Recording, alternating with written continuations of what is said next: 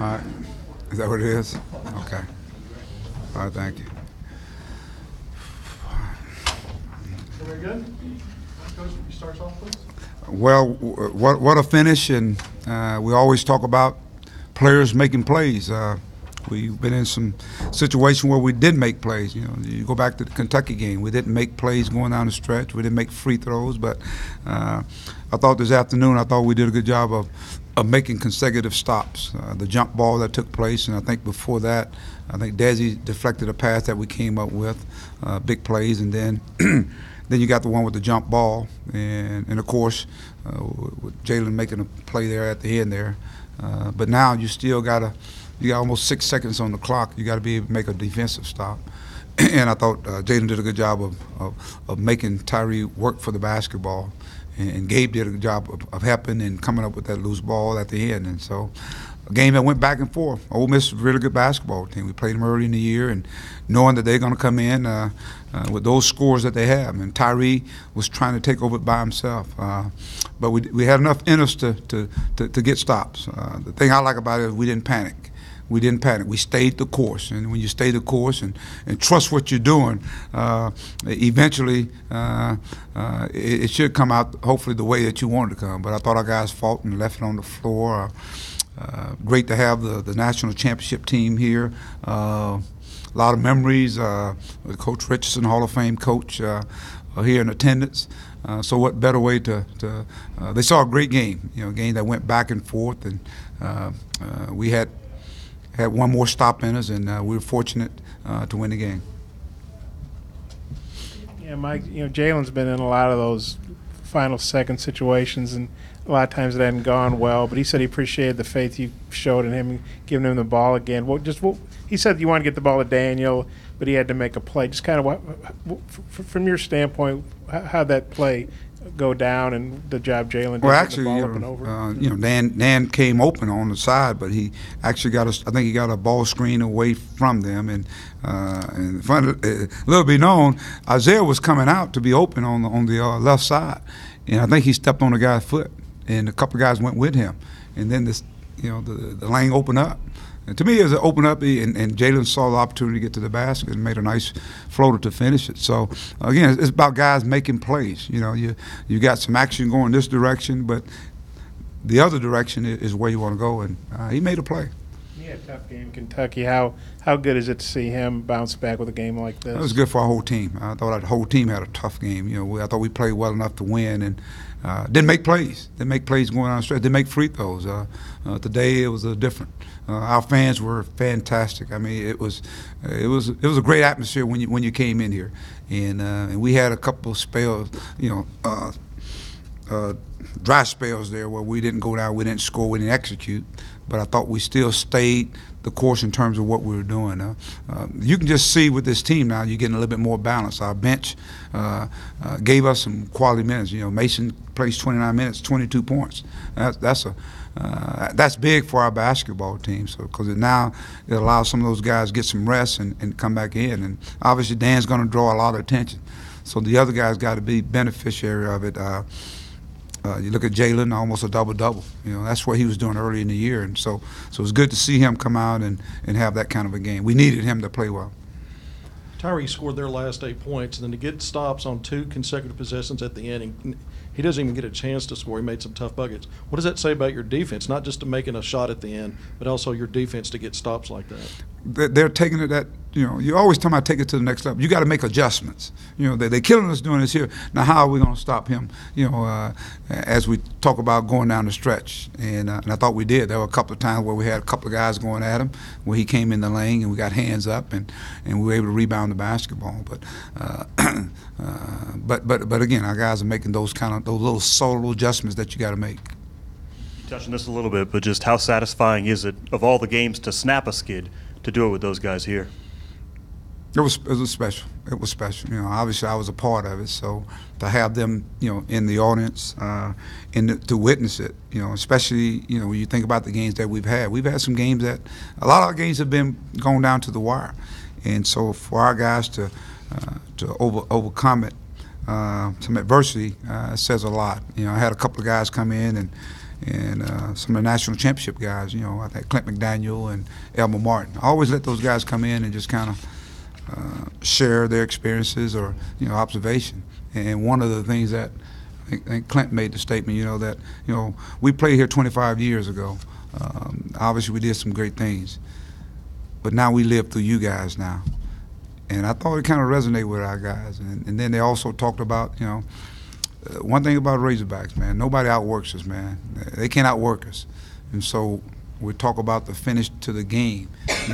Our guys, they worked to win this game. So from that standpoint of getting the win and having them here and having guys that understand what it takes to win a national championship in the audience, I think that's special.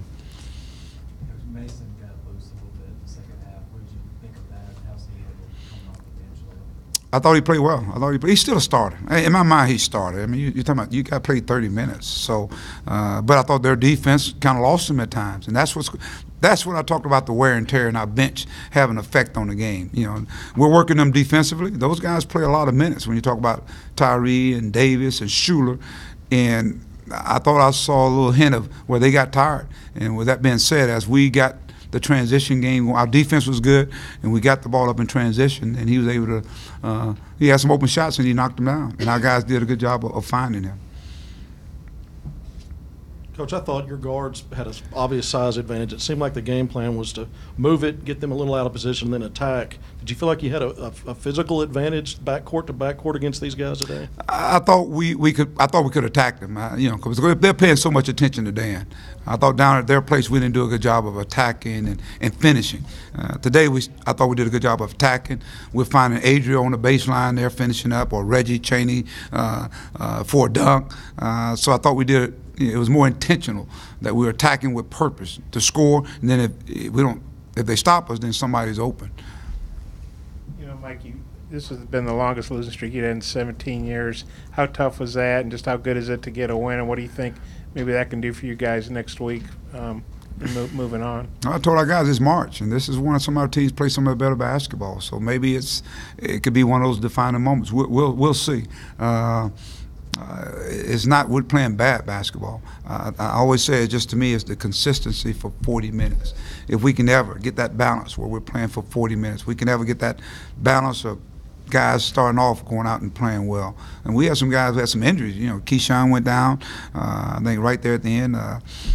Isaiah tweaked his ankle a little bit. So we had some guys that went down, but other guys stepped up. So if we get all that, this is the time of year you want to hopefully be playing some good basketball. We shot the ball well. I thought we defended well. A lot of loose balls they got in the second half. I thought they kind of out efforts on that part of it. And we had some rebounds in our hands.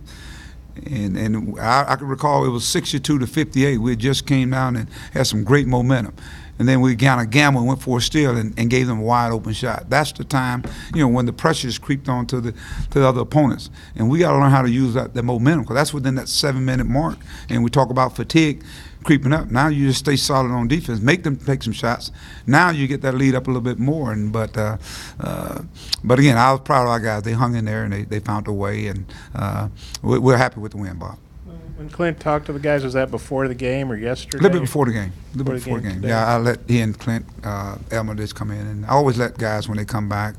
That's any time, not necessarily just this time, but I always let them, because I'm always talking about those guys. I always say that when teams are playing Arkansas, they're playing against that tradition. That's those guys. That's the national championship team. So let me let them guys share a little bit with you in terms of what they went through and what it means to be a Razorback. And then Dan, 94 guys in the locker room at all afterwards. Yeah, they did. They were fired up. They were excited. They were. They beat me in there. Yeah, they were. They were excited for the guys. Matter of fact, I told Clint and Elmer they're gonna have to talk to the team all the time. I think I did that with Beck too, like maybe a year or two ago. But they were excited for. I mean, they went around high-fived the guys, and to me it's a. As I sit there and watch it, you talk about guys that were here 25 years ago. These guys kind of are playing for them, and so now they actually get a chance to meet these guys. You think about 25 years ago, I don't think our guys were even born, but they're meeting guys that were part of a national championship here. Also also Coach Davis said, I think the plan was for Tyree, you know, he talked about him trying to take over the game, was to go 100 miles an hour or something. What was had he been able to get the handoff cleanly or the pass, Well, who was going to be on him? Well, we put, matter of fact, you know, he was going to take it out and get it and run with it. And so we didn't want him to get it back. So I wanted Jalen on him, make it difficult for him. And I thought he did a good job. And Gabe kind of played with it a little bit too. Yeah, he kind of helped him and double teamed a little bit. And so the pass was bobbled, and we were able to come up with it. Mike, did you break out the red jacket especially for the 94 team today, or? I think it's the first time you wore it this year, right? You can say that, Bob. Go ahead. You can write that, Bob, okay? Yeah, I did. And then Daniel, obviously, he was having a rough day from the free throw line. When you really had to have those two late, he swished them both. What'd you think of that? Yeah, that's just having confidence in him. I think he got to have confidence in himself. You know, I think he didn't get down. He was 1 for 6, I think. You know, but when you need him the most, he stepped up to the plate. I thought Dan played. I thought he played well. He's the anchor that we try to go through, and people are coming at him. I mean, he's taking a lot of physical contact, and I think he's holding up pretty good for the most part. Did a good job, I thought, kind of back in the back, just patrolling back there. You know, their big guys had a big games against us last time, Stevens and the big kid. But again, I was proud he made some big. Those were big free throws for us.